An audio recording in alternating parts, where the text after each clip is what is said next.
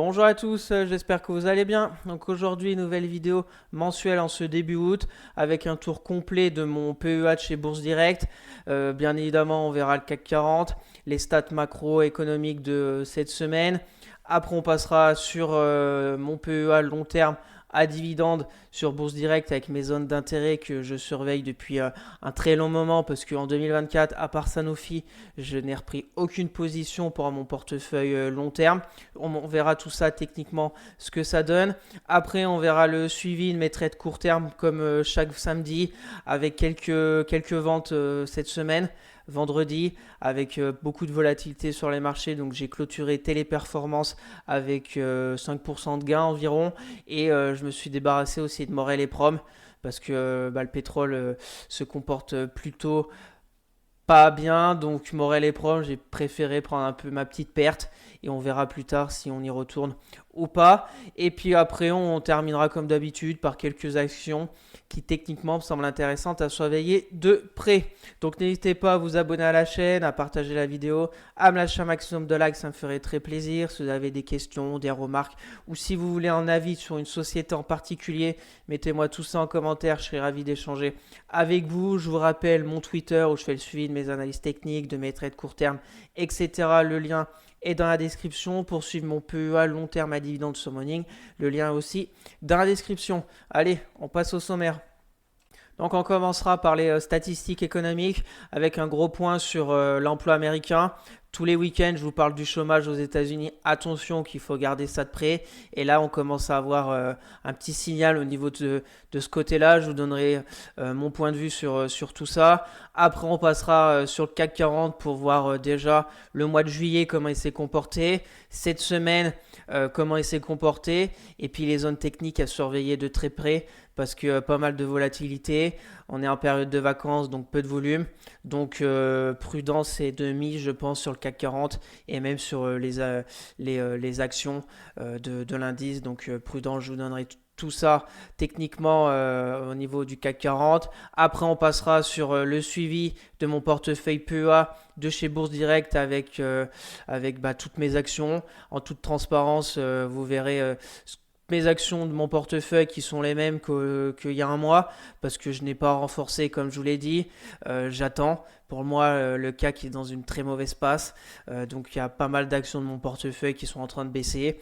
J'attends des zones techniques intéressantes avec un signal de reprise pour ces sociétés. Donc on verra tout ça techniquement ce que ça donne. Après on passera sur mon tableau à dividendes avec un mois de juillet où je n'ai pas reçu de dividendes par rapport à mes sociétés et on verra ce que ça donne au niveau de cette année 2024.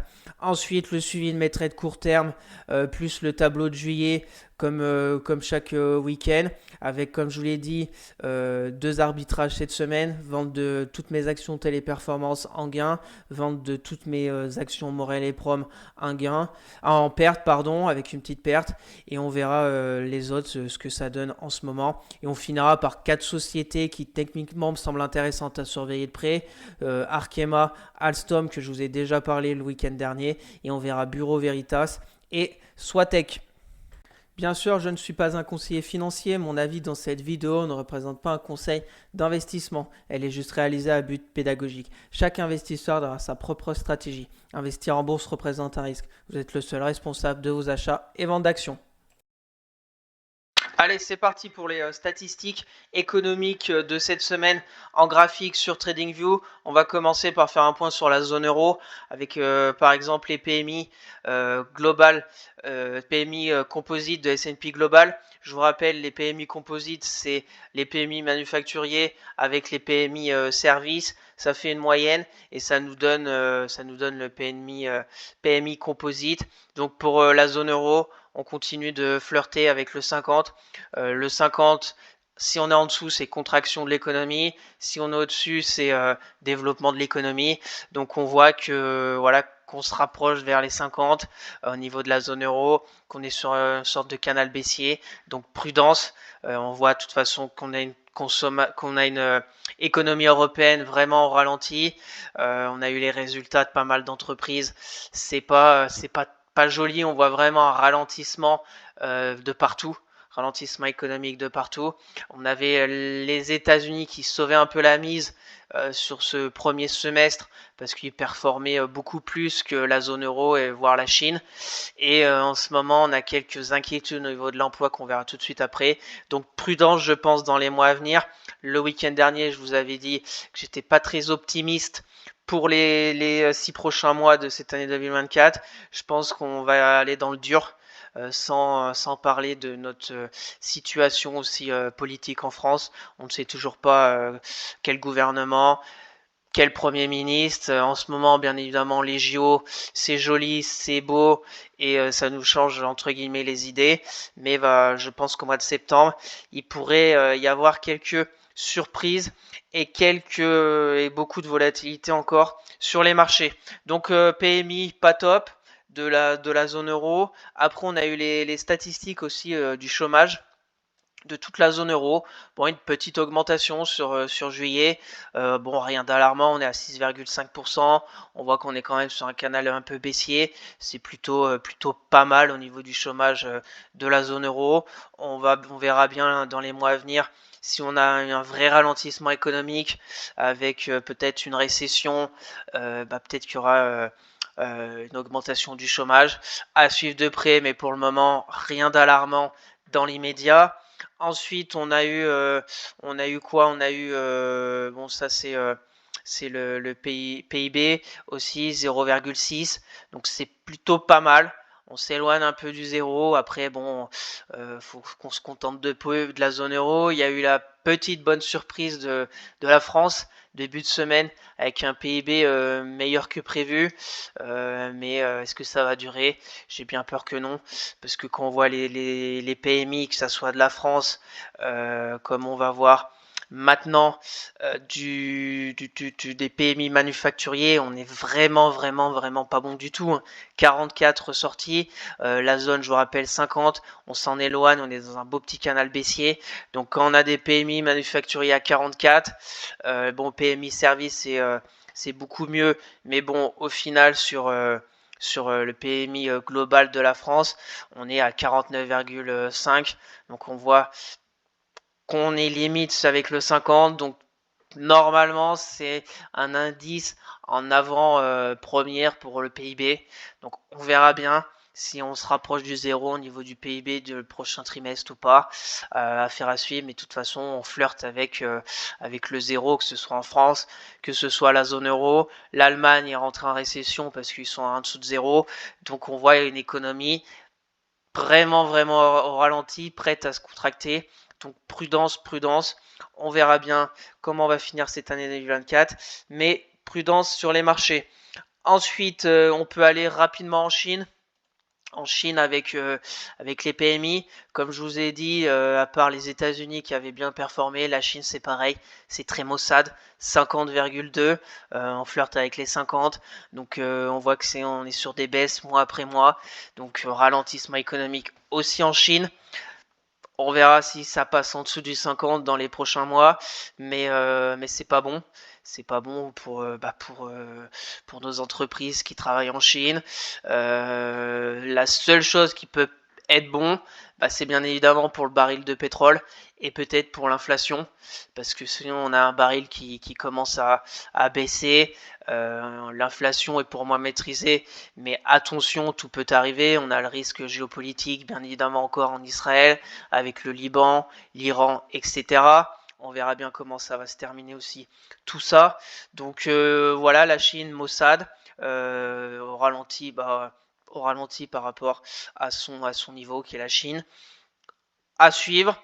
Ensuite, on va passer par les États-Unis, parce que les États-Unis, on commence à avoir quelques signaux négatifs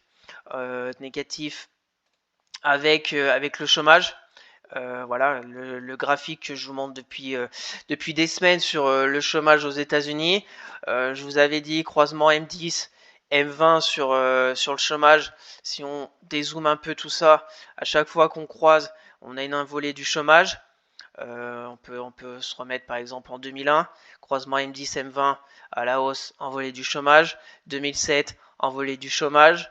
Après, quand c'est en dessous, on voit que c'est une baisse du chômage quand ça croise à la baisse. Et là, ça a croisé à la hausse. Ça a croisé à la hausse fin d'année dernière, octobre 2023, et ça continue, donc prudence. Bien évidemment, je vous dis pas qu'on est encore sur une crise comme 2007, voire 2001, mais là, il y avait encore en 90. On verra bien. On verra bien. Le chômage repart à la hausse aux États-Unis. On a eu les stats aussi des créations d'emplois bien plus faibles que prévu. Maintenant, la question, c'est est-ce que le pivot de la Fed, qui je pense va être fait au mois de septembre, n'est pas trop tard, parce que tant qu'il pivote, après on ne sait pas 25, 50 points de base, sur quel rythme et tout, mais tant que ça infuse dans l'économie aux États-Unis, ça va mettre du temps. Et quand je vois depuis mars, on voit vraiment là une vraie envolée du chômage, hein. C'est vraiment presque une ligne droite. Donc ça peut aller très très vite, on peut être à 4,4 dans un mois, 4,6, 4,8, 5%, et les taux ils vont baisser, mais tant que ça infuse dans l'économie, attention, grosse prudence. Je vous ai pas parlé aussi, parce que personne n'en parle, mais des banques chinoises qui sont toutes en train de fermer les unes après les autres. Après, c'est plutôt des banques régionales qui sont pas trop en connexion avec l'Occident, avec l'Europe, les États-Unis, mais attention, ça peut se tramer des choses en Chine avec beaucoup on ne sait pas trop aussi ce qui s'y passe, on n'a pas trop d'infos, donc prudence. Les États-Unis, ralentissement. La zone euro, à plat depuis un long moment, donc on voit de toute façon, on a vu les résultats qui viennent de tomber des grosses entreprises, on voit un ralentissement de la consommation dans toutes les zones économiques de la planète. On a eu le luxe catastrophique en Chine. On a même eu les États-Unis comme McDonald's qui à chaque fois délivre des bons résultats, mais là on a une baisse de la consommation en France. Et maintenant, je pense les États-Unis, il va y avoir une baisse de la consommation aussi. L'épargne Covid a déjà tout été prise par les citoyens. Donc je pense que les résultats du troisième trimestre, va falloir suivre ça de près, et surtout les résultats cette fin d'année sur les entreprises. Voilà, au niveau de ça. On suivra ça de près chaque semaine, chaque week-end comme d'habitude. Voilà au niveau des statistiques économiques qui sont pour le moment cette semaine vraiment, il y a vraiment pas bonnes, sont toutes négatives par rapport à l'économie.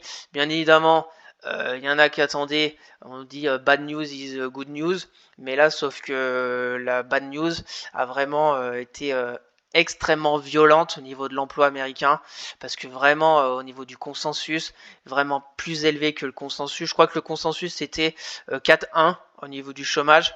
Là, j'ai pas mis toutes les stats au niveau des créations d'emplois, etc. Mais il y a un grand écart. Et c'est ça la volatilité de vendredi sur les marchés, et surtout sur les marchés américains. On verra aussi les élections aux États-Unis, comment ça va se passer. Donc il y a plein de choses à voir. Ça va être passionnant à partir de septembre, que ce soit en France avec nos politiques, la zone euro avec l'économie, la Chine avec peut-être un redémarrage qu'on attend depuis un long moment et qui ne vient pas, et maintenant peut-être des problèmes aux États-Unis. Donc plein de choses à voir au mois de septembre. On verra tout ça ensemble.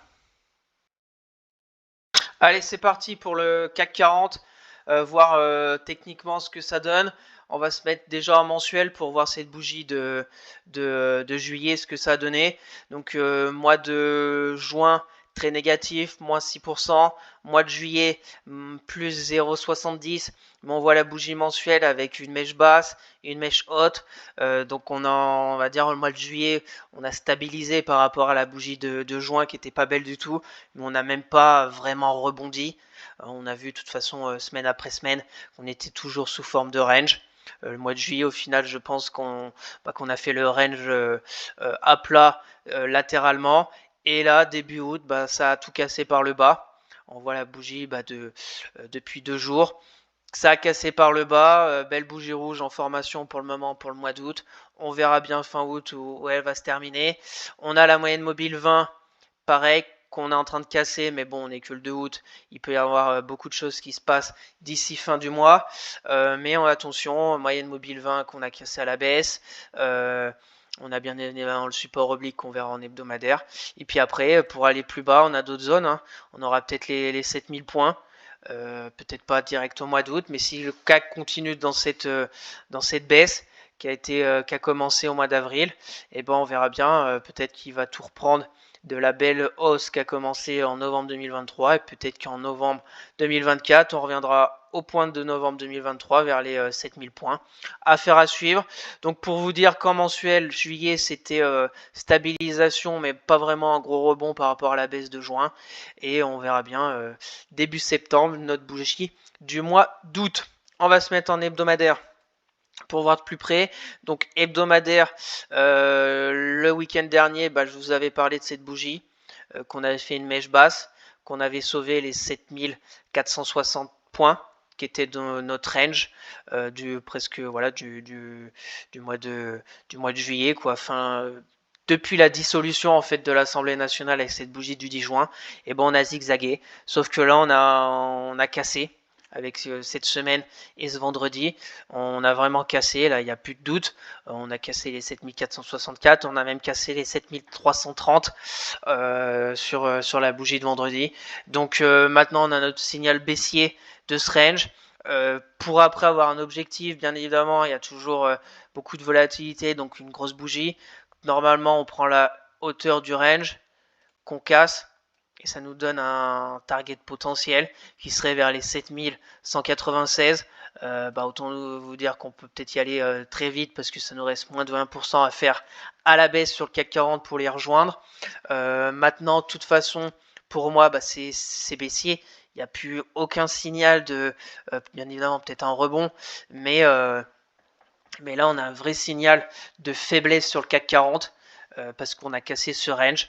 Donc, je vous avais parlé, soit c'est un range d'accumulation, soit c'est un range de distribution. Accumulation, c'est quand on casse par le haut, que les acheteurs ont accumulé dans ce range et ça casse par le haut par la pression des acheteurs. Range de distribution, c'est l'inverse. Les acheteurs n'y croient plus, ça prend ses bénéfices et ça casse violemment par le bas. C'est exactement ce qu'on a eu cette semaine sur le CAC 40. Maintenant, à voir. De toute façon, en hebdomadaire, j'ai toujours mes zones, hein. 7196, la prochaine zone. Et puis après, ça sera vers les 7000 points. Il y aura notre moyenne mobile 200 hebdomadaire qui pourrait revenir par ici. On a vu que dernièrement, quand on l'a touché en octobre 2022, on a bien rebondi. Donc, affaire à suivre. Affaire à suivre. Si on met les retracements de Fibo, de la belle impulsion ici. Voilà, on a cassé les 61,8. Ici, ça ferait un 71. Donc 76, pardon. On verra bien. Peut-être qu'il y aura encore du rebond. On va se mettre en journalier pour voir cette semaine. Voilà, donc on a des gaps baissiers. Donc on était vendredi ici. Donc vendredi, on avait sauvé le support. Lundi, on a fait moins. Mardi, c'était pas mal. Mercredi, on a fait un gap haussier. Et là, je viens de voir, j'ai mis un gap, mais c'est de bougie en fait de mercredi. Elle est toute seule. Elle a abandonné. Elle est entourée d'un gap haussier, le gap haussier de mercredi et le gros gap baissier de jeudi. Donc on a au-dessus deux gaps baissiers et on a une accélération baissière parce que on a cassé le support. On a eu les mauvaises nouvelles des États-Unis, donc là ça accélère. On a les bandes de Bollinger qui s'ouvrent. On clôture en dessous de la bande inférieure de Bollinger. Donc on est dans la baisse. Maintenant, ce qui serait intéressant, c'est qu'on se stabilise encore un peu comme ça, hein. Ce serait la meilleure des choses pour peut-être faire un peu de court terme, pour peut-être avoir des dossiers intéressants dans certains secteurs d'activité. Je pense à la santé qui se comporte plutôt pas mal, et puis peut-être d'autres. Après, tous les secteurs sont quand même bien impactés. Je pense au luxe, je pense à l'automobile, aux équipementiers automobiles. J'ai vu Forvia qui avait pris 10%, je crois, hier. Donc prudence, à part la santé, je vois pas. Bon, j'ai par exemple FDJ qui essaye de sortir la tête de l'eau, mais après le reste, l'industrie, bof bof, même Publicis, je crois qu'elle a morflé. Donc à part observer, c'est dans ces moments qu'il faut vraiment observer ses actions favorites, celles qui ont délivré déjà des bons résultats. Parce que les résultats datent de 3 jours, il y en a eu qui ont eu des gaps haussiers parce que les résultats étaient bons, mais quand ça baisse, ça bazarde tout.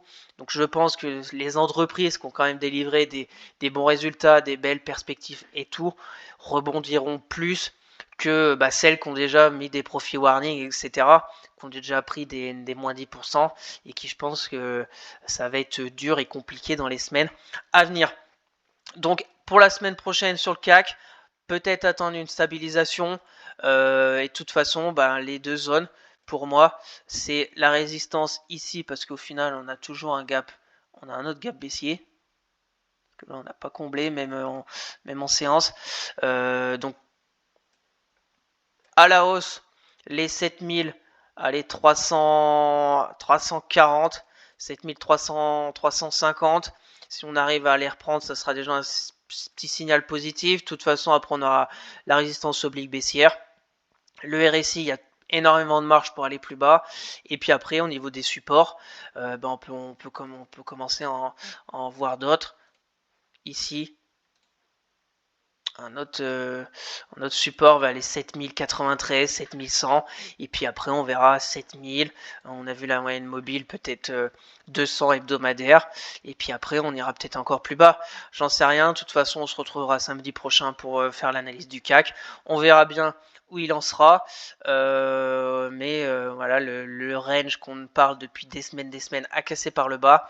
Prudence, on a énormément de gaps baissiers au-dessus de notre tête, peut-être un rebond technique à suivre la semaine prochaine, mais à part ça, tant qu'on casse pas cette résistance oblique baissière et qu'on reprend pas à minimum les 7500 points, qu'on revienne un peu dans ce range, et il n'y a pas grand chose à faire sur le CAC 40, par peut-être essayer de trouver pour shorter, mais on en reparlera tout de suite après avec mon BX4, qui est depuis des mois dans le positif. Merveilleux. Et au moins une chose de positif dans mon portefeuille, c'est le BX4 que je vais réussir à sauver de ce trade qui avait été très mal orchestré. Donc voilà au niveau du CAC 40, les zones techniques à suivre pour la semaine prochaine.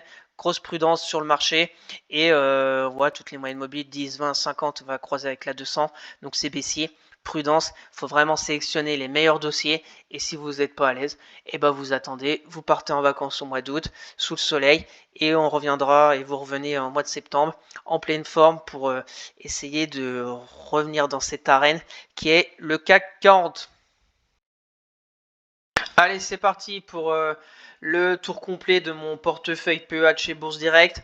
Donc au niveau du portefeuille global, je suis avec un peu plus de 26 000 euros. J'ai énormément de cash de côté avec plus de 8 000 euros. Pour le moment, une plus-value latente d'environ 125 euros. Donc à part Airbus, Compagnie des Alpes, BX4, Biomérieux, FDJ, Morel et Prom, on n'en parle plus parce que j'ai vendu. J'ai du Neuron, Orange, Téléperformance vendu, Trigano, Valorec, Veolia. Ces actions-ci, c'est plutôt pour une vision court terme, voire moyen terme par rapport à comment se déroule ce trade. Mais pour tout le reste, c'est du très très long terme.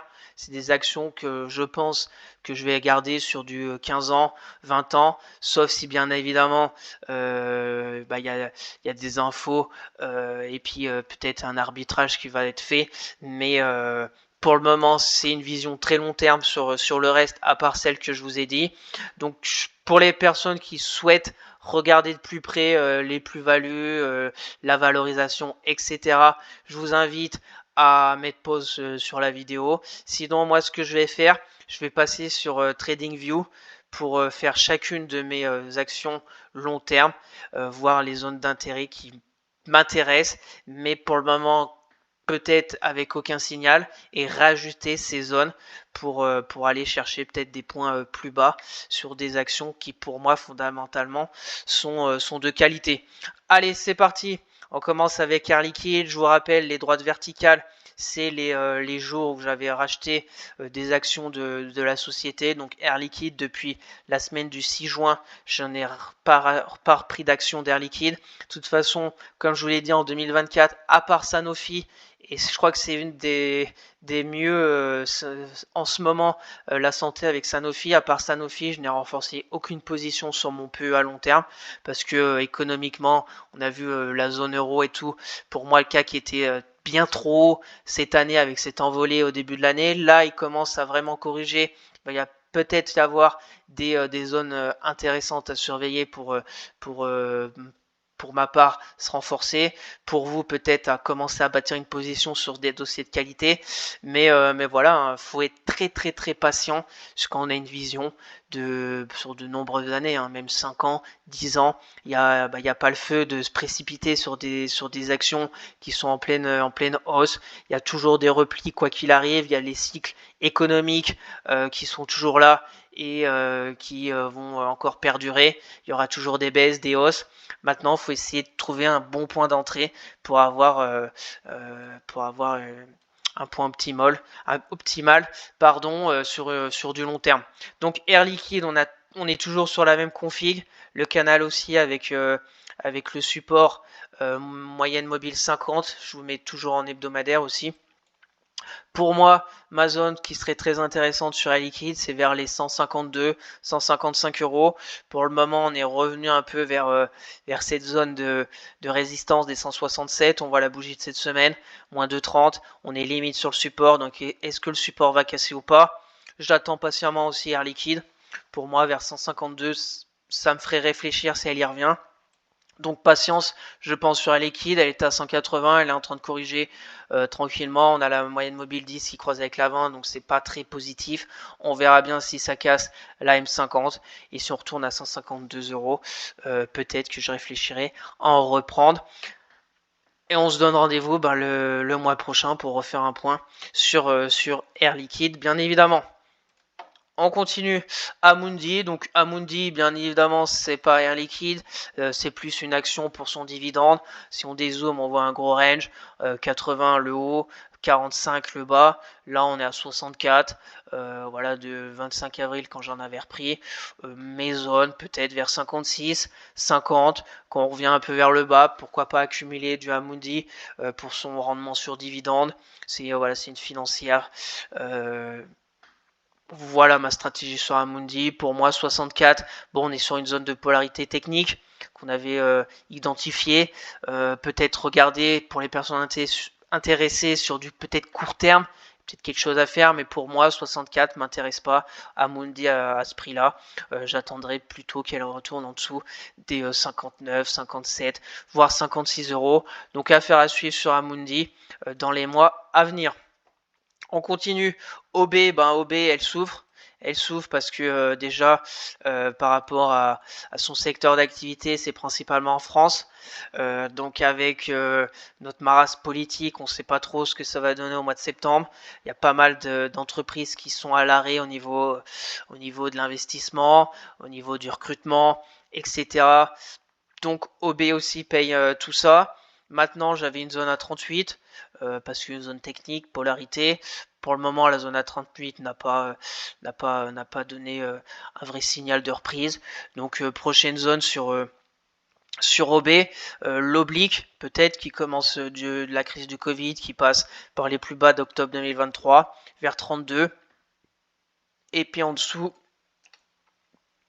voilà, on aura peut-être 29. Après, on peut bien évidemment laisser parce que des fois, comme je vous dis, d'acheter dans la baisse, ok, mais j'aime bien des fois acheter aussi dans la hausse quand on a un vrai signal de reprise. Donc, on peut voir OB. Ce qui est négatif, c'est qu'on retourne dans ce canal baissier qu'on avait bien cassé.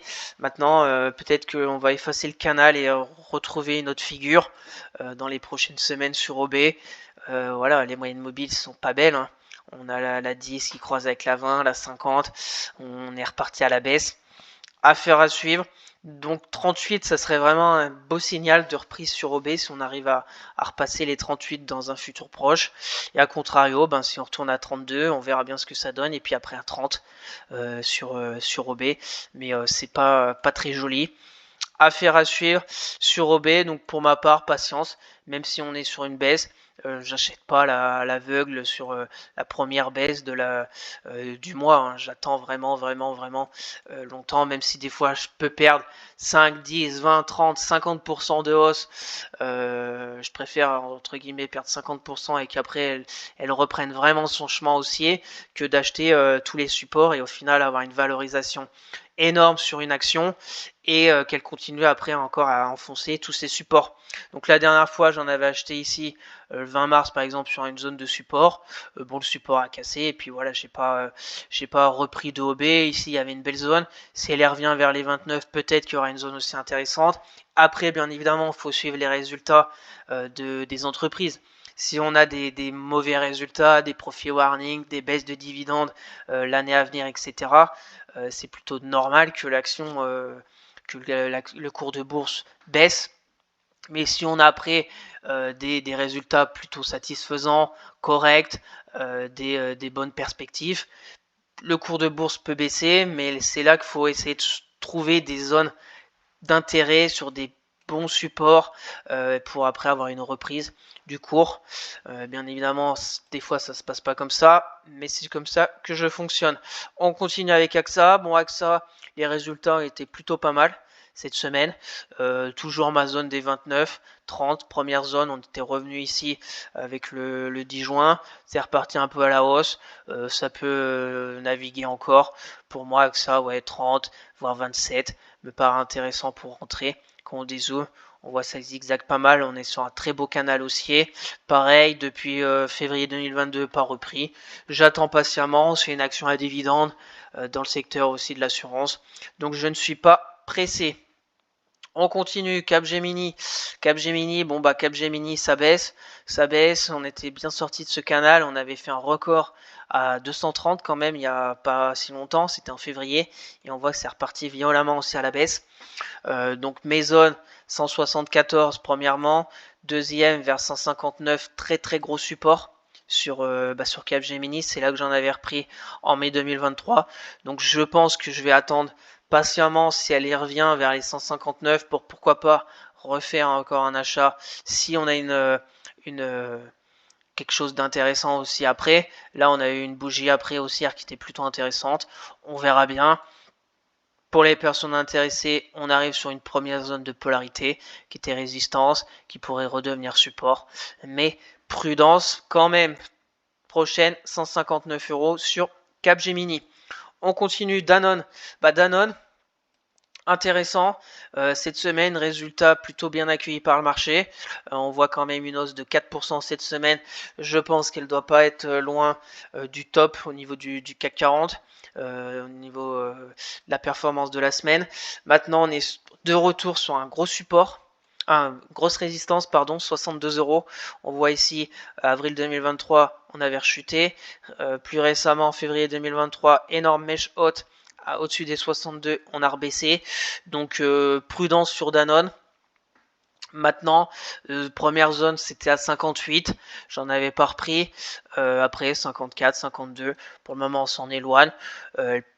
Elle va peut-être être recherchée parce qu'avec une économie qui ralentit, tout ce qui est consommation courante comme Danone peut être recherché par des investisseurs.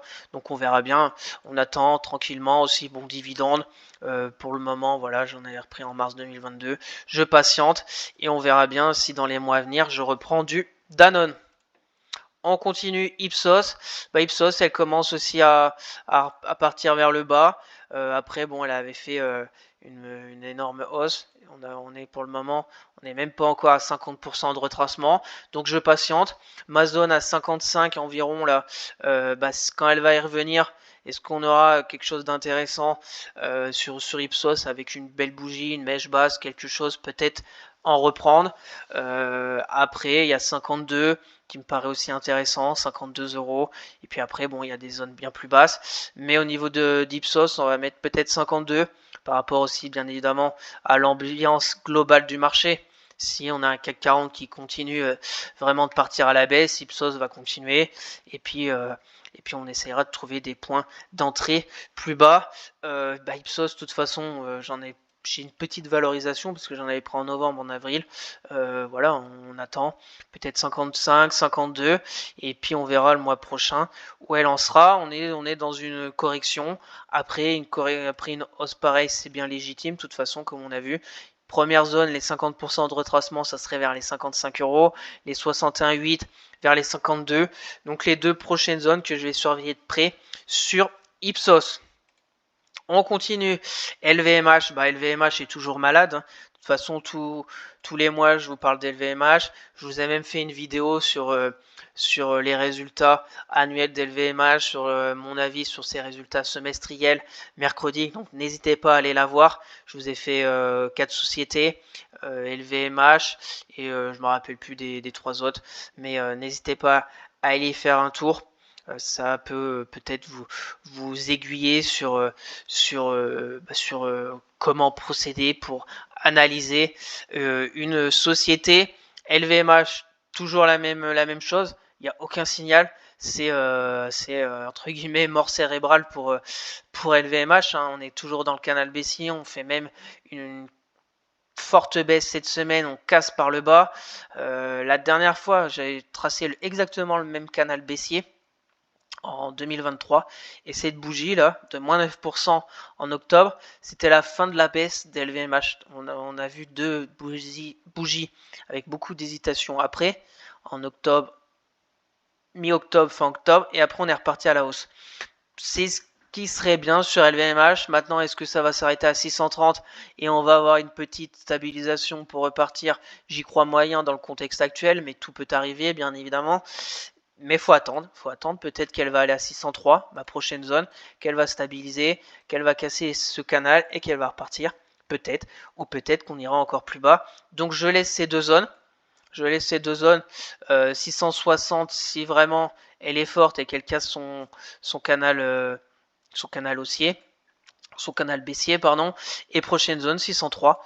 Après, quand elle reviendra peut-être à 603 dans les 3 prochaines semaines, on en reparlera le mois prochain. Si à 603 on a une bougie de cet acabit, je vais pas en racheter à 603, j'attendrai un signal de reprise. Pour le moment, ça fait un mois qu'on n'a pas une vraie bougie quand même haussière.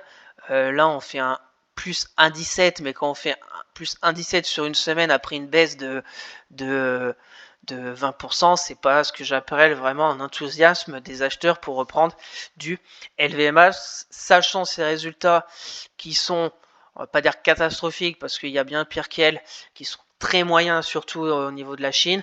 Donc je patience. Pour moi, LVMH, je pense qu'elle se relèvera sur du 15-20 ans. Elle arrivera toujours à repartir. Donc j'attends. Voilà, comme je vous le dis, ça servait à rien d'en acheter à 800 euros, d'en reprendre à 740, d'en reprendre à 660. On verra à 600. Après, bien évidemment, il y en a qui me disent pourquoi t'as pas vendu. J'en avais acheté en mai 2022 vers les 100-150, là voilà, j'avais 62% de plus-value latente, mais ici je pense qu'il y a beaucoup de gens qui la voyaient à 1000 euros quand elle était ici, après elle a baissé, elle a remonté, elle a rebaissé. On sait pas de quoi l'avenir sera fait. Ma stratégie, c'est pas de vendre. J'ai publié ici avec plus de 100% de plus-value.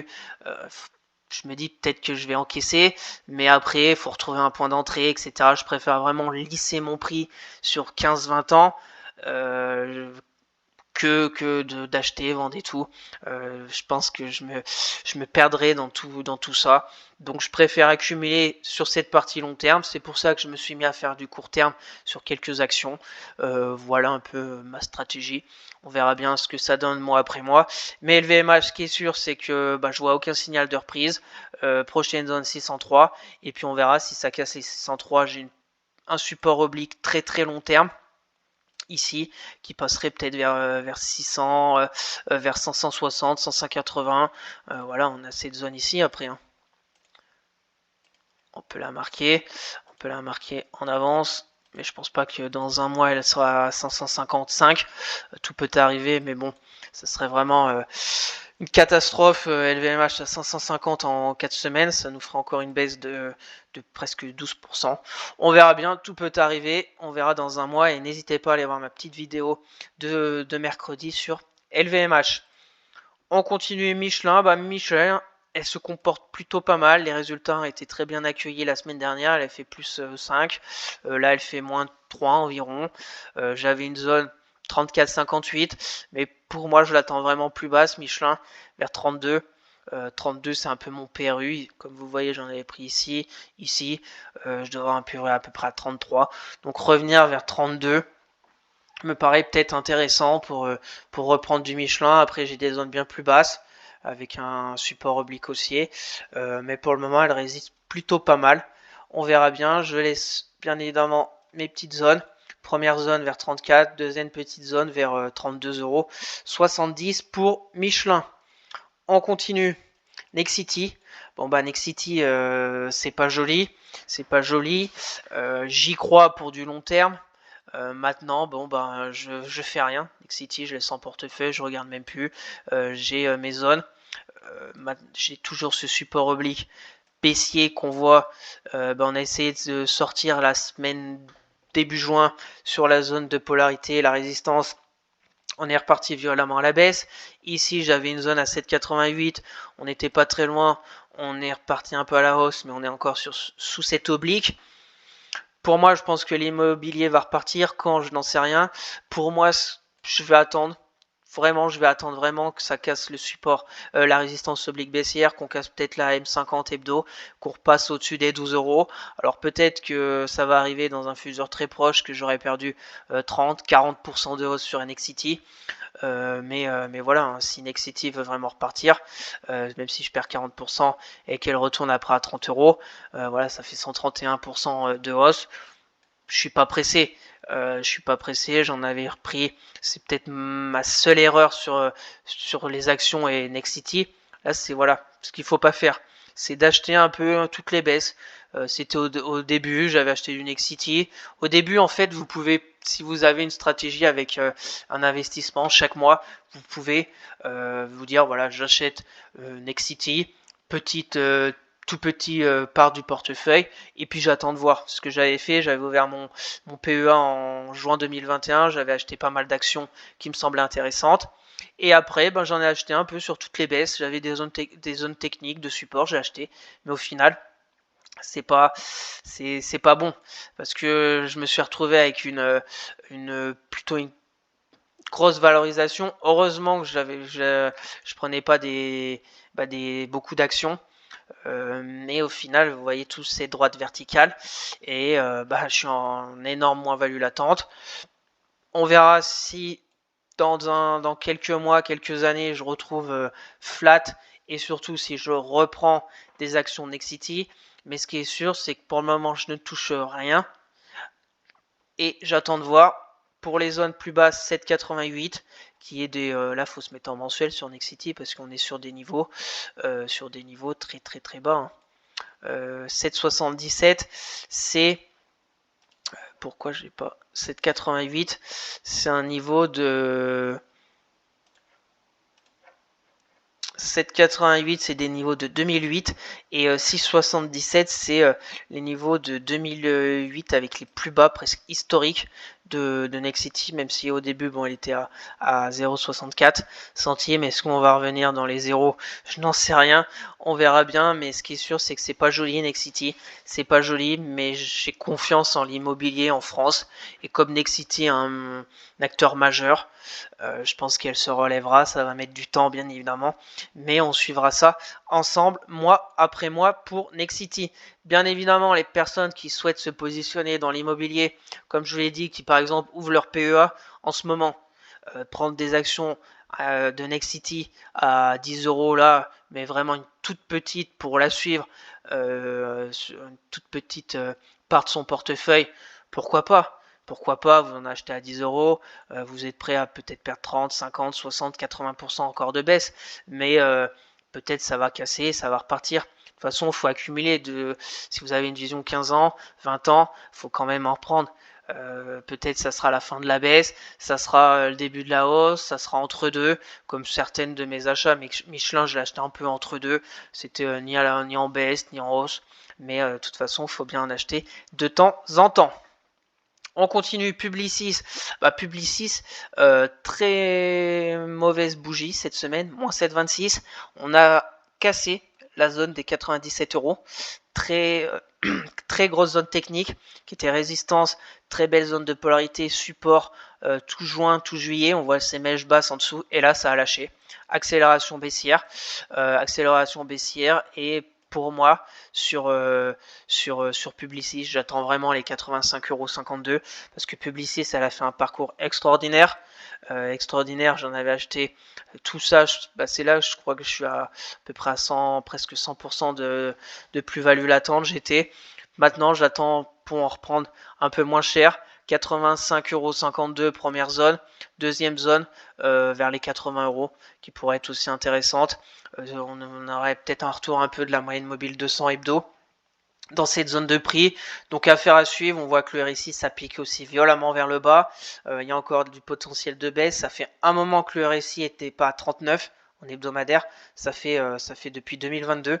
Donc il y a un vrai signal de volatilité sur Publicis. Pareil, la bougie de cette grandeur en hebdo, ça fait un moment qu'on n'en avait pas eu une rouge comme ça.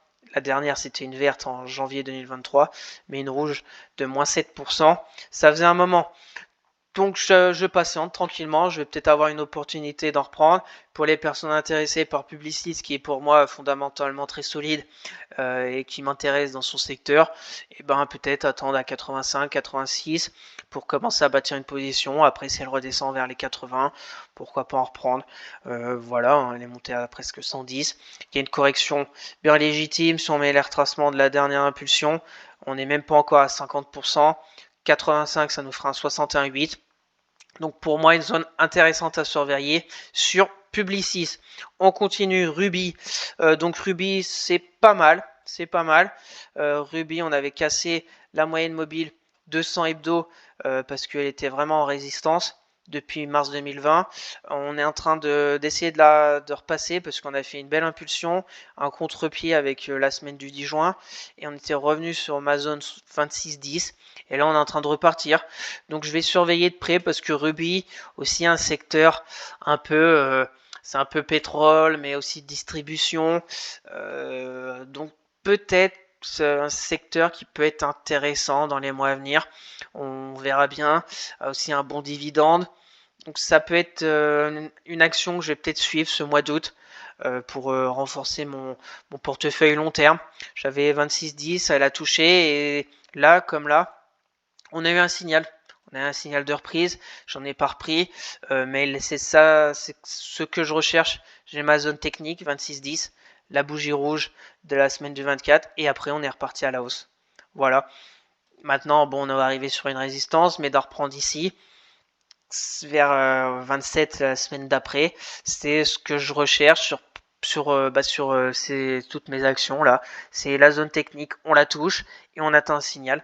Après, bien évidemment, peut-être ça va faire ça, recasser, repartir, ça j'en sais rien ce qui va se passer dans le futur, mais on a eu un signal, donc bien évidemment pour les personnes court terme, bravo, c'est un accord pris, mais moi comme c'est sur mon portefeuille long terme, j'attends peut-être à en prendre à 28, là 28, ça peut être intéressant, je retourne un peu dans les résultats de Ruby, etc., les perspectives que je fasse des recherches, ça aussi les recherches très très importantes sur des sociétés pour du très long terme, faut pas hésiter à fouiller parce que c'est très important. Cliquez sur acheter des actions, ça prend 5 secondes, mais faites vos recherches parce que quand c'est cliqué, hein. Après, depuis 4 septembre 2023, j'en avais pas repris. À suivre Ruby qui me paraît intéressante graphiquement.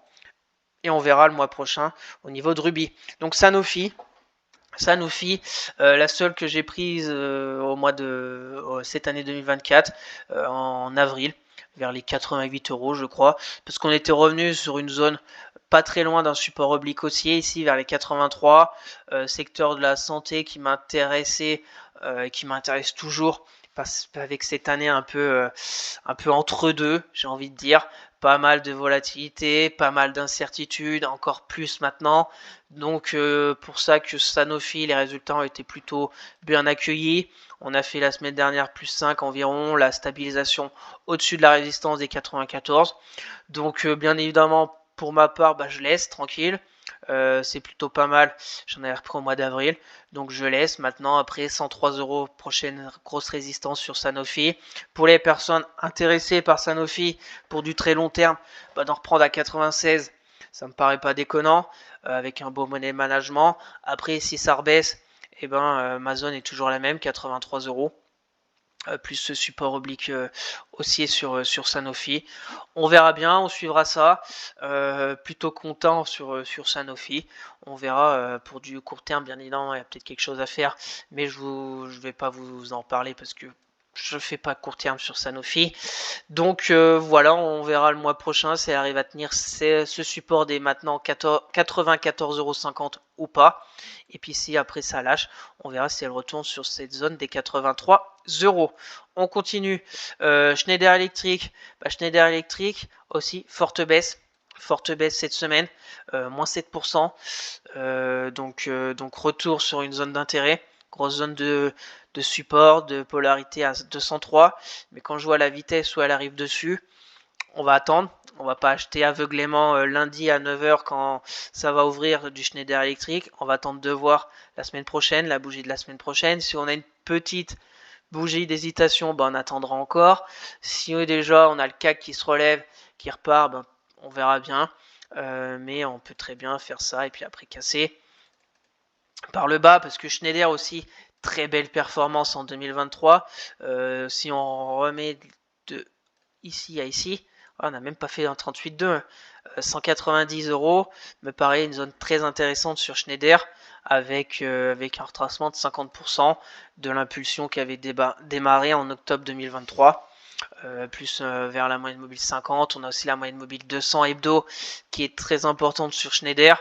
À chaque fois qu'on commence à s'éloigner de cette moyenne mobile, comme ici, on est revenu. Là, on commence à s'éloigner aussi dangereusement de cette moyenne. Peut-être qu'on va y revenir dans quelques mois.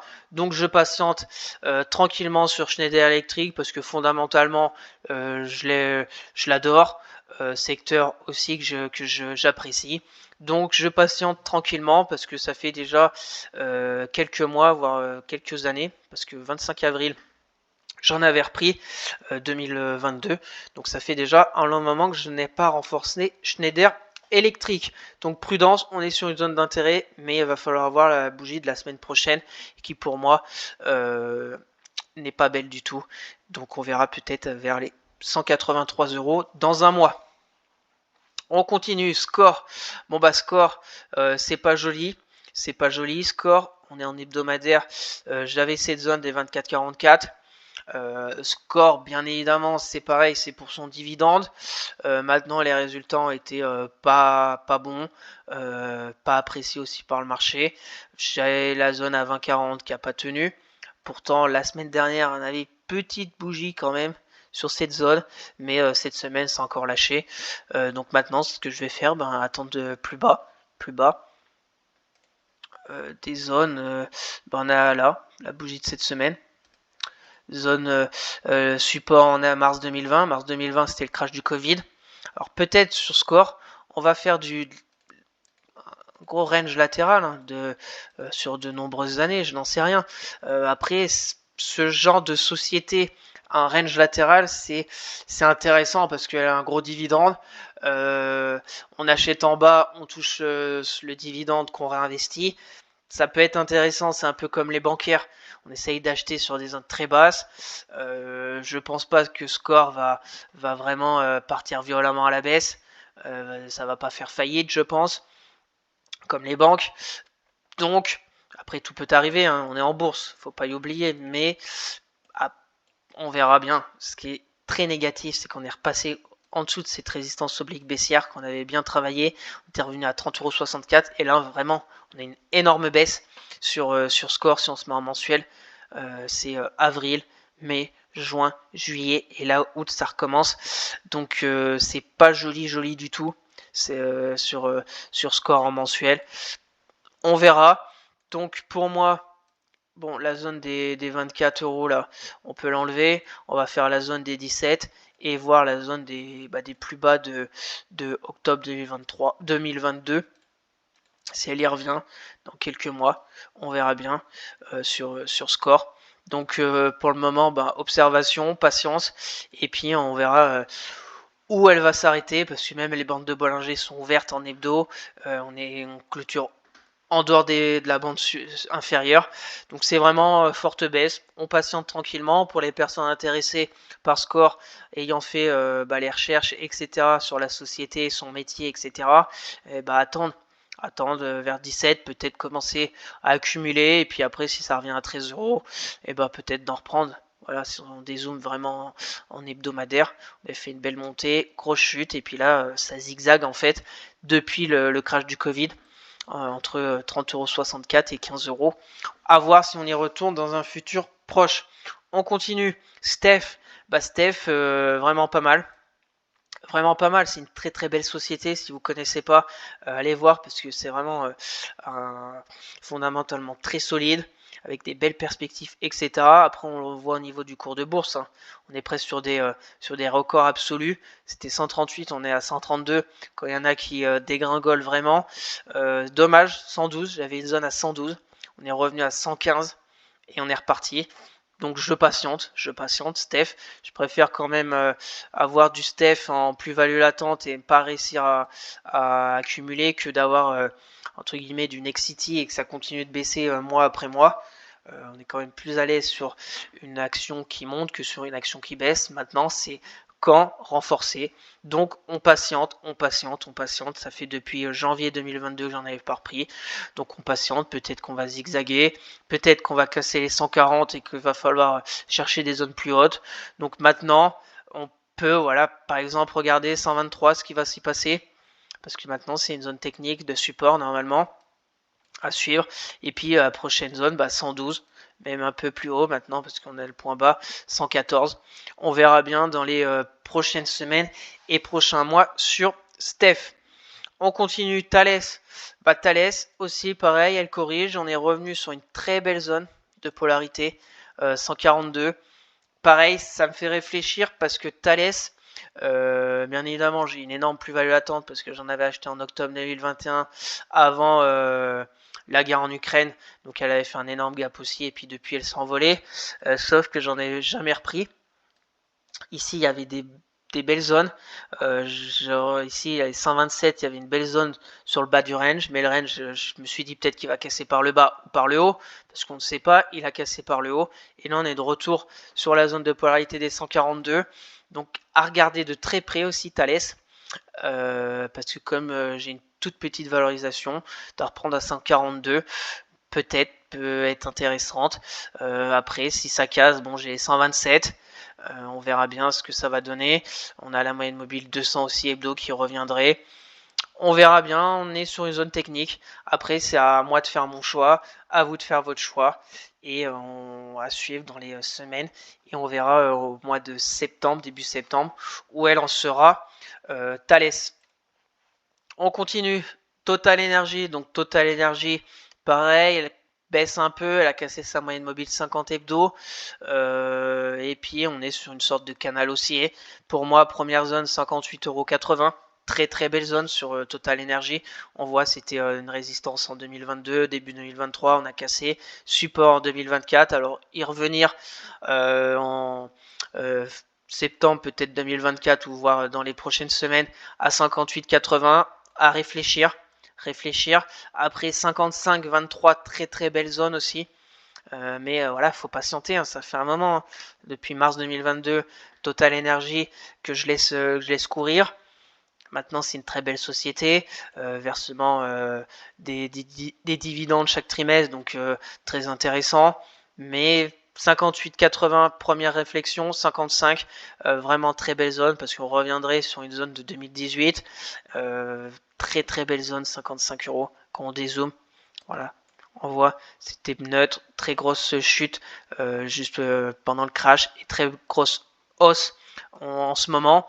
Maintenant, On verra bien. 58,80 €, c'est ma zone que je vais réfléchir pour Total Energy. Après, ça sera vers les 56 €. On continue. Vinci. Donc Vinci, pour être honnête avec vous, j'ai vraiment hésité avec la forte baisse de la dissolution de l'Assemblée nationale avec les rumeurs de nationalisation des autoroutes, etc. J'y crois pas une seconde, ça coûterait trop à l'État, etc. Mais ça a généré de la volatilité, après ça s'est repris, là encore forte baisse, moins 5, on tourne aux alentours des 100 €, donc je vais patienter tranquillement. Mais pour moi, 100 €, c'est une zone de prix qui peut être intéressante sur Vinci, que je vais surveiller aussi de près. Après, plus bas, on a 91, 92 €. On verra bien. Il faut se rappeler qu'on était à 120, donc ça fait déjà une bonne baisse de 17-16% environ. On verra bien. Dernièrement, c'était en décembre 2021 quand même que j'avais pris du Vinci, pardon. Donc, il faudrait peut-être que j'en reprenne. Et donc, on verra bien dans les semaines à venir ce que ça donne Vinci. Pourquoi pas en reprendre, pareil pour les personnes intéressées, d'en reprendre à 100 €, commencer à bâtir une position sur du très long terme sur Vinci, ça me paraît pas du tout déconnant. Bien évidemment, il pourrait y avoir un énorme creux de marché, peut-être fin d'année, avec un Vinci qui ira peut-être à 80, on n'en sait rien, on ne sait pas, peut-être ça sera l'inverse, peut-être qu'il va retourner à 120 €, on ne sait pas, c'est ça qui est vraiment intéressant en bourse, c'est que qu'on soit novice en la matière ou expert, on n'a que des rumeurs ou une vision, mais on ne sait pas tout peut arriver. Donc voilà, prudence. Voilà au niveau de ce tour d'horizon complet de mon PEA de chez Bourse Direct, et on se donne rendez-vous début septembre pour refaire un point sur chacune de ces actions. Bien évidemment, si j'en reprends, je vous partagerai tout ça sur Twitter. Je vous rappelle, pour me suivre, le lien est dans la description. Mais prudence, comme je vous l'ai dit, cette année 2024, je la sens pas top. On a eu une forte hausse début d'année.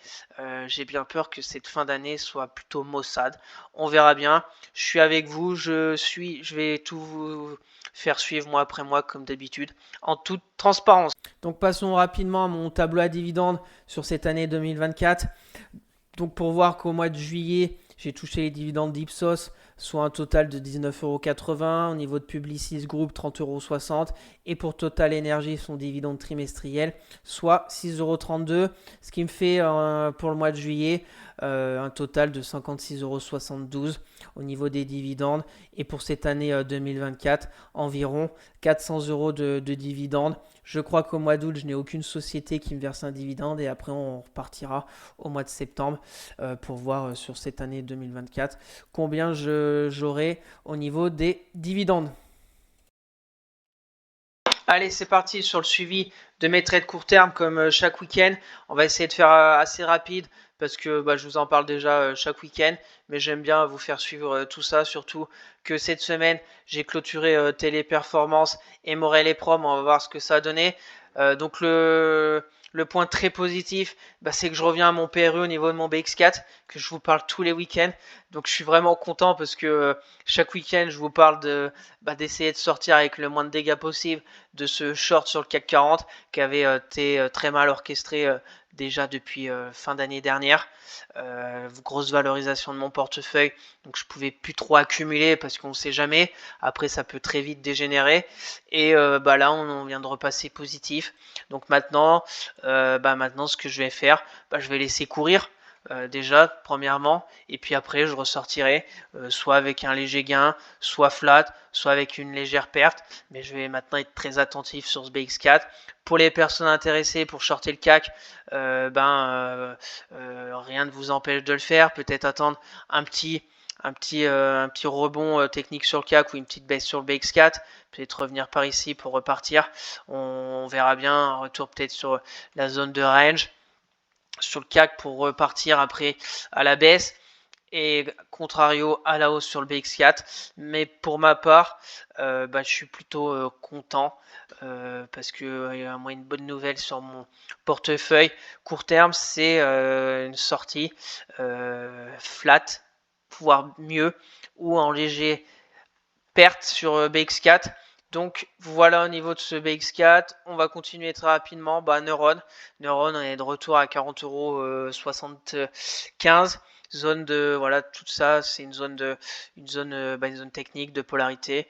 On verra bien ce que ça donne. Pour le moment, je garde en portefeuille mon PRU à 44,85 €. Après, fondamentalement, j'aime bien. Le seul souci, c'est qu'elle est exclusivement exposée en France. Et comme on ne sait pas trop ce qui va se passer au mois de septembre, etc. en France, Neuron ne sait pas non plus. Les investisseurs, ça baisse, ça monte. On ne sait pas. La baisse des taux avec la BCE, elle a déjà pivoté, mais on ne sait pas encore combien combien de baisse, à combien la baisse, 0,25, 0,50, et puis ralentissement économique aussi, on ne sait pas. Donc pour le moment, Neuron souffre un peu. On va voir à 40,45 € ce qui va se passer. Mais pour ma part, petite position sur Neuron. On verra bien ce que ça donne. Et on verra à 40,45 € ce qui va se passer. On continue. Valorec. Valorec, vendredi, ça a lâché.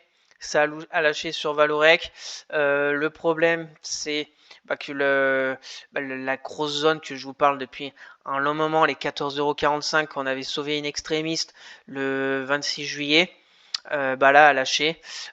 Donc maintenant, j'ai pour ma part deux possibilités. Soit je vends avec une petite perte de à peu près 5-6%.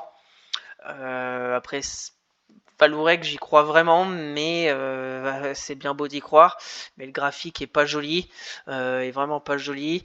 Maintenant, soit je la garde sur du moyen terme, parce que j'avais pris position ici, petite position à 14,74 €, et je me dis peut-être, là on a un gros support oblique haussier, on a 12,83 € aussi intéressante, voir si elle revient par ici, ce qui se passe.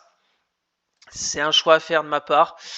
Pour les personnes qui sont dedans, c'est aussi à vous de faire votre choix. On verra bien. Les résultats sont plutôt pas mal, mais il y a une baisse aux États-Unis de la demande. Donc comme je l'ai dit, si on a un vrai ralentissement, elle peut souffrir, mais comme les autres. Donc on verra bien. Le seul point positif Valorex, c'était vraiment l'endettement qui est en train elle arrive à résorber cet endettement. Donc c'est plutôt positif. Maintenant, on suivra ça. C'est baissier, donc je patiente et je prendrai une décision peut-être la semaine prochaine. Et puis si je coupe ma position, je vous partagerai tout ça sur Twitter et on refera un point le week-end prochain. On continue, Orange. Orange, elle fait quand même un sacré rattrapage de la forte baisse. Donc je garde en portefeuille. J'ai deux positions. PRU à 10,70 €. On commence à se rapprocher des 10,50 €. On verra bien ce qui se passe. Je renforce pas. Je ne vends pas encore. Je garde tranquillement au niveau d'Orange. Pour le moment, on est entre la zone de résistance des 10,50 €. On peut peut-être remonter un peu la zone de support ici parce qu'on a fait une petite stabilisation vers 10,20 €. On verra bien. Pour le moment, on est plutôt sur une accélération haussière après une forte chute. Donc affaire à suivre sur Orange et rendez-vous, je pense, le week-end prochain pour refaire un point. Le RSI, il y a encore de la marge. Donc c'est plutôt positif cette semaine au niveau d'Orange. Morel et Prom. Donc Morel et Prom, comme je vous l'ai dit, j'ai vendu 5,40 €. Mon PRU était à 5,88 €, ce qui me fait une baisse d'à peu près 6, 7, allez, presque 8%. Mais j'avais aussi récupéré le dividende qui était ici. Donc je crois rapidement, mais on verra plus en détail le mois prochain. Ça me fait une perte d'à peu près 25-30 €. Donc c'est pas beaucoup, c'est quand même une perte. Ce qui est dommage, bien évidemment, à un moment donné, j'étais puis j'ai pas vendu, j'étais à plus 15%, j'ai pas vendu, j'ai essayé de retrouver pour encore en reprendre, sauf que dégradation du baril de pétrole, les résultats moyens, mal accueillis, enfilade de bougies rouges, et puis à un moment, faut prendre une décision, j'ai pris la décision de sortir. On verra bien si c'était la bonne. Après, bien évidemment, je vais encore la suivre. Si il se passe quelque chose d'intéressant sur Morel et Prom, ben, je vous en reparlerai. Mais pour le moment, je sors du train Morel et Prom et puis on verra plus tard si elle retourne peut-être à 5 euros. Il y aura peut-être une zone intéressante à travailler. Comme j'avais fait au mois de mars, elle était revenue, elle avait cassé une oblique. Elle était repartie, croisement M10, M20. Pour le moment, toutes les moyennes mobiles, la 10, la 20, la 50, même la 200 et au-dessus. Donc c'est plutôt négatif. Je préfère prendre une petite perte, me couper la main, que après être obligé de me couper le bras sur Morel et Prom. On continue Trigano. Donc Trigano, comme vous le savez, je me suis laissé embarquer, mais je garde. Parce que petite position, je pense qu'elle va se relever, Trigano, parce que les résultats ont été mal accueillis par le marché, mais pas, il n'y a pas eu de profit warning sur Trigano, ça a baissé un peu comme tout le reste, donc voilà, je ne fais rien de toute façon, j'attends patiemment, peut-être la zone des 100 euros, j'ai une zone plus basse à 90, etc. Donc on verra bien. Pour le moment, pas grand chose non plus sur Trigano, hein. On a la M10, la M20 qui est au-dessus de nous, la M50, la M200, peut-être vers les 101. Il y aura peut-être un petit rebond, mais on voit c'est forte baisse, mini rebond, forte baisse, mini rebond. Donc c'est finalement une tendance baissière classique sur Trigano pour le moment. Donc on attend patiemment. On continue. Compagnie des Alpes. Donc Compagnie des Alpes, les résultats ont été pas très très bons la semaine dernière parce que bon, des soucis au niveau de la météo au printemps sur les parcs d'attractions. Après il y a l'interrogation des Jeux Olympiques, etc. Est-ce que ça va pénaliser les parcs d'attractions de Compagnie des Alpes? Voilà, après au niveau des stations de ski au niveau des Alpes, c'est vraiment pas mal. Donc je garde aussi petite position dans le tourisme. On verra bien ce que ça donne. Après, si on se met en hebdo, la config de Compagnie des Alpes, voilà, c'est vraiment un long range depuis le crash du Covid. On monte à 16,30 €, on descend à 12,20 €. Donc peut-être attendre 12,20 €, 13 € et voir ce qui s'y passe sur Compagnie des Alpes. Pour le moment, c'est baissier, pareil, M10, M20 au-dessus de la tête. On a cassé le triangle, on a tout cassé par le bas. Ça accélère un peu à la baisse. Pour le moment, je suis en moins-value attente de 6. Là aussi, est-ce que ça serait pas mieux de couper, prendre sa perte ou d'attendre? Je n'en sais rien. Faut que je me pose les bonnes questions et voir après. Mais j'attendrai peut-être 12,20 € et accumuler, moyenner un peu à la baisse sur Compagnie des Alpes. On verra bien. Affaire à suivre. On continue. Veolia, donc Veolia. Pareil, les résultats moyens. Mais au final, on n'a rien cassé encore violemment à la baisse. Si on dézoome, on voit, si on se met en hebdomadaire, Veolia, c'est vraiment, voilà, c'est un peu range, hein. Ça zigzague, un peu une baisse, là un peu une hausse. Voilà, ça zigzague pas mal. Sur Veolia, c'est plutôt sur du moyen terme. Sur Veolia, donc j'attends tranquillement, peut-être les 27,57 pour en reprendre. Là, vraiment un signal. On verra bien. Veolia aussi un secteur qui peut être intéressant, les déchets, l'eau, aussi une action un peu à dividende. Donc on va suivre ça. Pour le moment, mon PRU est à 30,94, donc j'ai une baisse de 8%. Affaire à suivre sur Veolia, techniquement pas grand chose à dire, c'est un peu latéral, c'est neutre, les moyennes mobiles sont toutes entremêlées, pas vraiment de signal ni à la baisse ni à la hausse. Pour le moment elle résiste, si elle arrive à résister quand les autres baissent violemment, ça serait déjà un premier signal encourageant sur Veolia.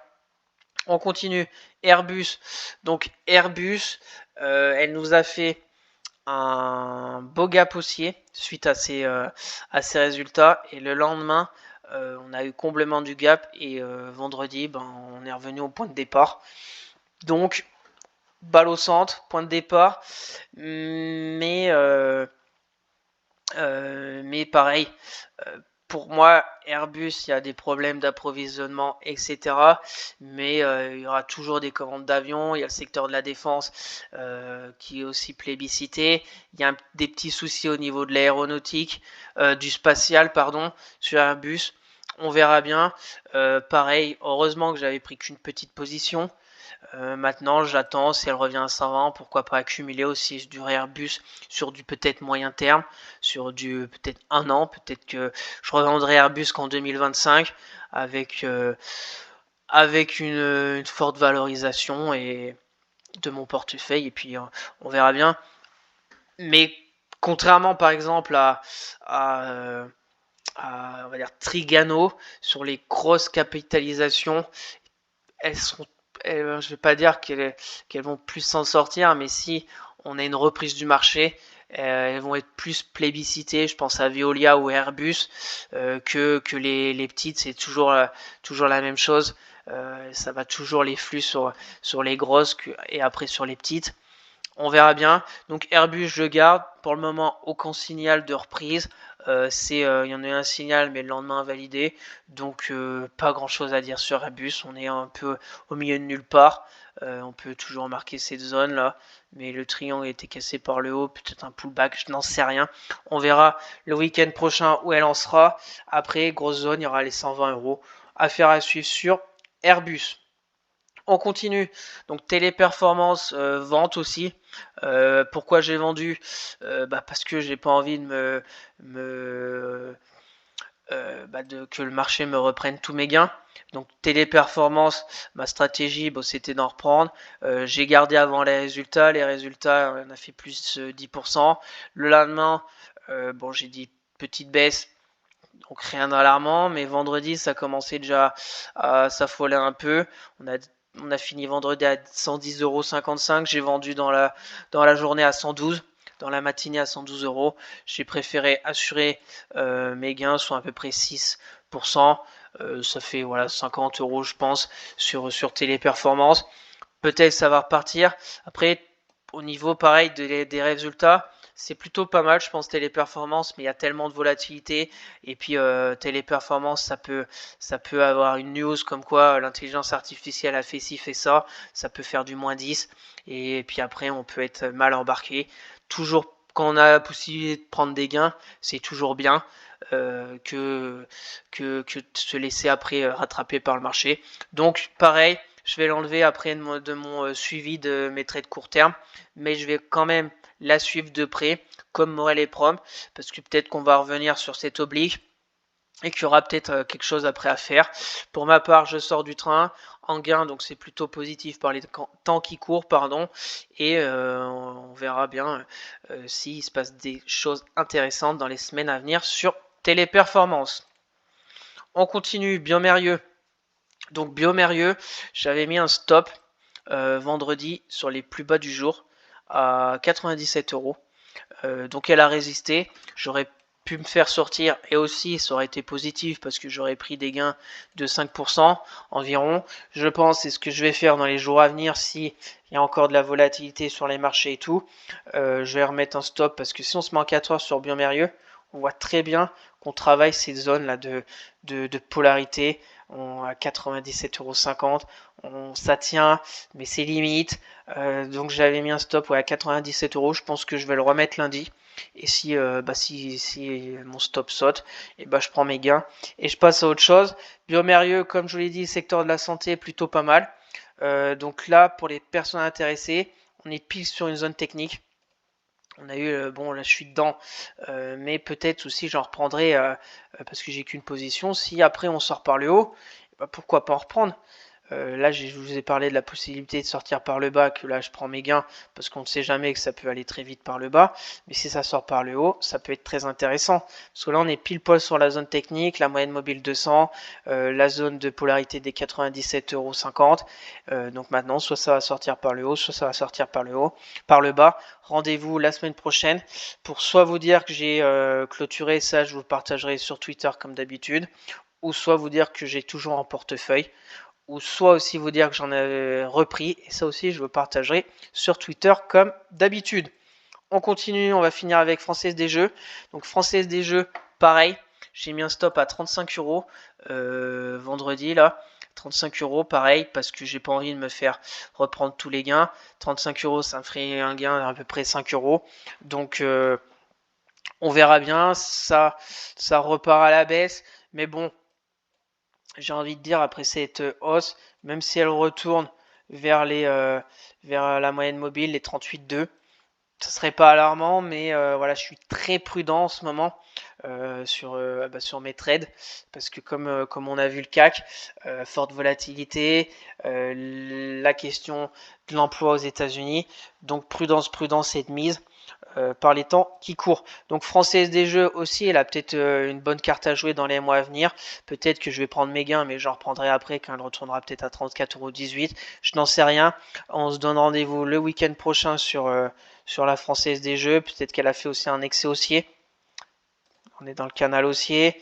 Peut-être excès haussier, après elle va faire un excès baissier et puis repartir après à la hausse. On verra bien. Mais prudence, Française des Jeux, pour moi, fondamentalement, par les temps qui courent, c'est très bien.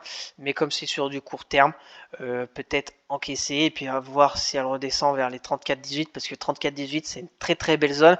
Mais je me dis, si elle redescend en 34,18, soit encore une baisse d'à peu près 2-3%, et qu'après, ben, il n'y a aucune réaction sur les 34,18 € et qu'elle retourne après à 33 et qu'au final, au pire, je sors flat. Bon, c'est toujours embêtant quand on peut quand même prendre 5-6% de gain. Donc c'est assez délicat de quand sortir d'un trade. C'est de rentrer, je trouve c'est plus facile que de sortir. Donc c'est toujours délicat. On se dit oui, mais ça peut repartir, oui, mais ça peut baisser, nanani. C'est plein de questions qu'on se pose pour essayer de sortir au mieux, mais au final il n'y a jamais de mieux. C'est comme pour acheter, vous n'arriverez jamais à acheter le point bas et puis vendre au point haut de l'année. C'est très très compliqué. On essaye de s'en sortir comme on peut. Donc voilà ce tour de ces actions que je vous fais chaque week-end. Donc Téléperformance Française, Téléperformance et Morel et Prom, je vais vous les enlever pour la semaine prochaine. Je vous partagerai sur Twitter tout ça.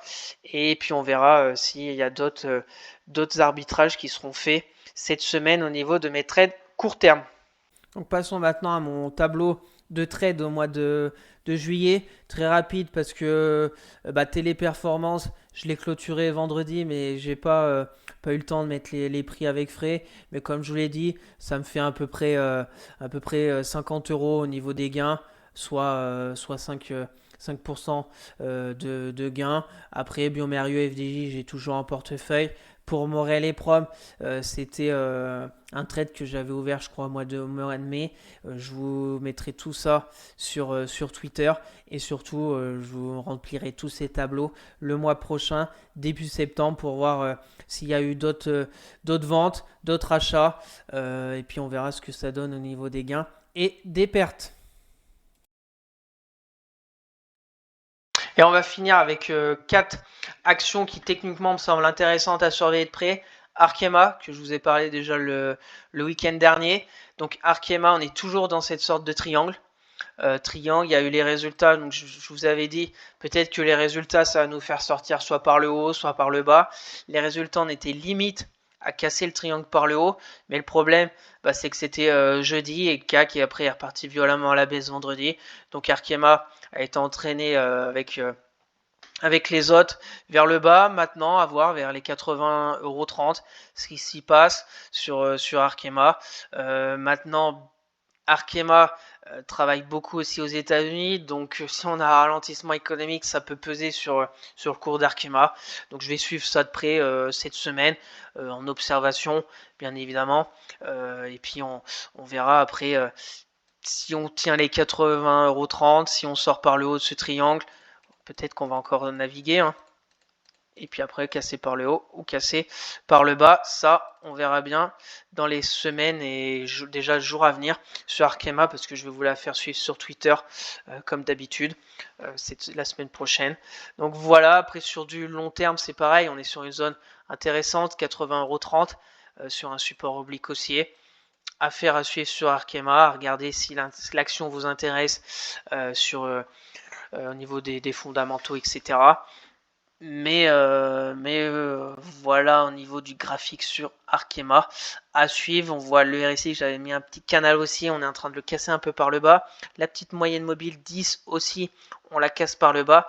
Donc prudence, curieux de voir comment ça va se passer la semaine sur Arkema. On continue. Alstom, pareil, Alstom plutôt une semaine d'hésitation. On est de retour. Je vous en avais parlé. Là, on était en dessous de la zone de résistance des 19 euros. Et là, on est de retour sur le support oblique haussier. Plus juste en dessous, là, on a la zone de polarité des 16,77 € qui était support en mai, qu'on a cassé, résistance en juillet. Et là, en août, peut-être support. On va suivre ça de près sur Alstom. Après, bon, les résultats ont été plutôt pas mal. Il y a des commandes. Il y a, de toute façon, quand on se met en hebdomadaire, voilà, on voit Alstom, c'est vraiment très très baissier. On a peut-être fait un point bas vers les 10 euros. Là, ça essaye de repartir. C'est plutôt vraiment pas mal. Après, bon, il y a du chemin à faire. C'est contrariant sur du long terme. Il y avait énormément de problèmes au niveau d'Alstom. Mais peut-être qu'on est en train de sortir la tête de l'eau. On verra bien. Techniquement, je vais suivre les 16,77 € la semaine prochaine. Et puis on verra ce que ça donne. On continue. Bureau Veritas. Donc Bureau Veritas, résultat très bon. Un énorme gap haussier pardon, suite à ces résultats. Plus 8% vendredi dernier. Donc là, c'est en train de corriger. J'avais la zone des 28,30 € qu'on voit très bien là en ligne de clôture, qui était une zone de polarité qu'on a cassé en résistance. Maintenant, on vient peut-être de la casser en support. On verra bien. J'attends de voir un peu ce gap, si on va rentrer un peu dedans. On peut mettre les retracements de Fibo. Si on revient à moitié du gap, vers les 27,50 €, 50% de retracement. Affaire à suivre sur Bureau Veritas, sur les jours à venir. Après, au niveau des moyennes mobiles, c'est plutôt pas mal. On a la 10, la 20, la 50, la 200 en dessous. On verra déjà si la 10, ce que ça donne. Est-ce que ça nous donne un support dynamique ou peut-être la 20 qui va croiser avec la 50. Donc je vais suivre ça de près la semaine prochaine parce qu'on est quand même sur une action plutôt forte par les temps qui courent. Quand on a un gap haussier comme ça, c'est qu'il y a bien évidemment des acheteurs derrière pour faire monter le cours. Maintenant, on verra bien, peut-être ça va faire pchit et qu'on va revenir la semaine prochaine à 26,68 €. Donc c'est pour ça que je voulais la faire suivre sur Twitter la semaine prochaine. On continue avec Swatech. Donc Swatech, on a peut-être... Ouais, on peut tracer un petit oblique. Donc Swatech, on était limite là sur la résistance, on avait franchi. Ouais, on est limite, même en ligne de clôture, non, on n'a pas franchi. On est dessus. Maintenant, on a une forme de peut-être triangle. Voilà, on va voir ce que ça donne. Est-ce qu'on va casser les 118? Est-ce qu'on va casser les 111? On a même une petite zone ici. Voilà, une petite zone intermédiaire de polarité. Ouais, voilà, est-ce qu'on va peut-être faire ça, et puis repartir un peu du range. On verra bien la semaine prochaine. Maintenant, la zone à surveiller, 110,80 €. Le support oblique haussier, la zone de polarité. Et puis à la hausse, si on casse les 118 €, ça serait plutôt pas mal sur Swatech. Affaire à suivre, prudence, le RSI, on est limite sur le 50. On verra bien si ça a réagi ou pas la semaine prochaine sur Swatech. Donc voilà ces 4 petites actions très rapidement parce que la vidéo est déjà très très longue que je vais vous faire suivre sur Twitter. Et puis on verra bien si je prends position. Bien évidemment aussi, je vous partagerai sur Twitter. Je vous rappelle, pour me suivre, le lien est dans la description. Donc merci à tous d'avoir suivi cette vidéo, j'espère que ça vous plaît, que chaque début de mois je vous fasse un tour complet de mon PEH chez Bourse Direct, que ce soit mes actions long terme à dividendes avec les zones d'intérêt technique que j'attends patiemment, les actions court terme que je vous fais tous les week-ends avec en plus mes tableaux avec les sommes etc. en toute transparence.